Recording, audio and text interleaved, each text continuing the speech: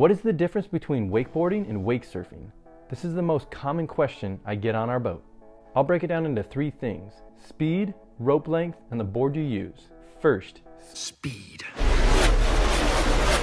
When you wakeboard, you go anywhere from 15 to 25 miles an hour. But when you wakesurf, you go anywhere from 9 to 12 miles an hour. Because you go much faster when you wakeboard, crashes look like this. Instead of when you're wakesurfing, they look like this. Wakeboarding, wakesurfing. Injuries do occur with wakesurfing, but because of the lower speeds, typically it's much easier on your body. Second, rope length. When you wakeboard, you use a rope that's anywhere from 50 to 80 feet. But when you wakesurf, you use a rope that's anywhere from 15 to 30 feet. So with wakesurfing, you're much closer to the boat, sometimes even right behind the boat. Wakeboarding, wakesurfing.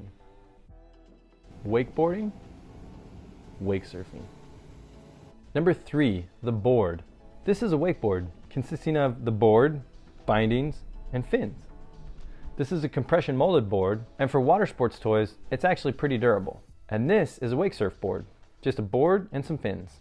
The boards are either glass boards, which are kind of fragile, or similar to a wakeboard, a compression molded board, which is a lot more durable. Wakeboard, Wakesurf board.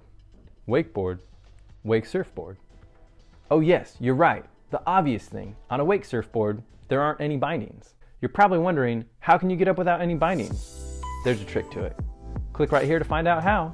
Subscribe, and I'll see you in the next video.